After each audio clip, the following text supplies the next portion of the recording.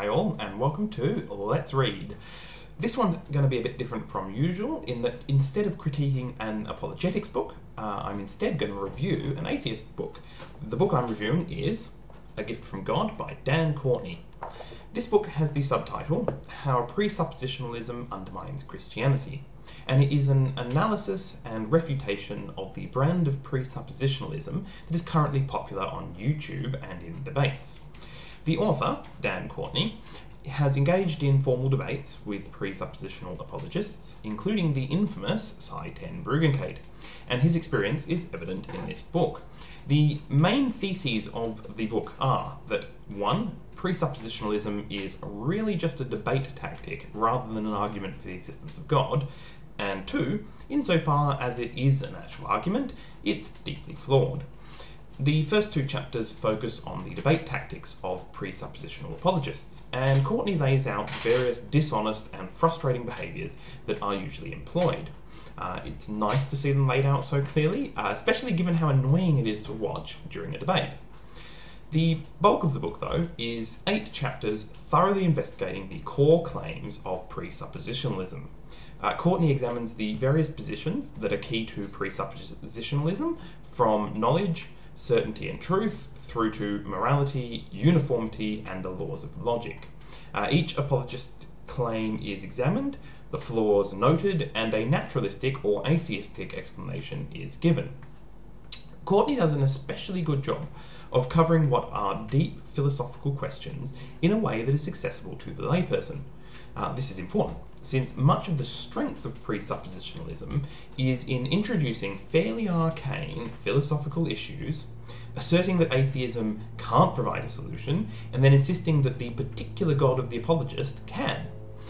This tends to work in a debate setting for 2 reasons.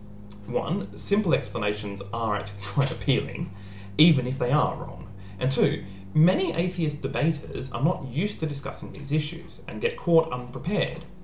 This book provides clear, accessible explanations for why we don't need a God to answer these problems, and in fact, God actually provides no answer to these issues. Also of value is that Courtney doesn't restrict himself to any one apologist's particular script. While this book isn't an in-depth examination of the history of the presuppositional apologetic, it does reference the roots of the current form of presuppositionalism, particularly Van Til and Barnson. So, insofar as these other forms of presuppositionalism share particular arguments with the current crop, this book also addresses those arguments. So, what's wrong with this book? Well, the most obvious thing is that it's self-published and lacks the kind of polish that a professionally published book has.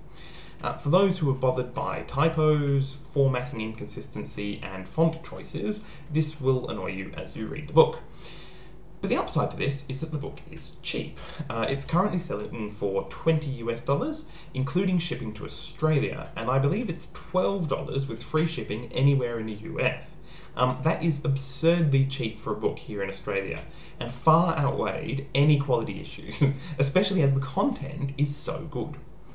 The other minor quibble is that the subtitle and the back cover are not really an accurate reflection of the bulk of the book. The front and back covers seem to suggest that the book is primarily about how presuppositionalism damages Christianity, but only the last chapter of the book really covers that. The rest of the book is simply about why presuppositionalism is wrong. Not that this actually bothered me, because that's actually what I wanted to read in this book. So, this book is a comprehensive response to the current brand of presuppositionalism, accessible to the layperson, that clearly and accurately addresses the various philosophical issues that apologists raise but never actually deal with. Plenty of people, including Courtney himself, have responded to presuppositionalism in debates and YouTube videos, but books are thin on the ground. This book fills that gap well. I recommend it to anyone who is bored or frustrated with apologists' debate tactics and actually want to read a decent analysis of the issues. I'll put links in the description below to where to purchase the book. Until next time, see you later.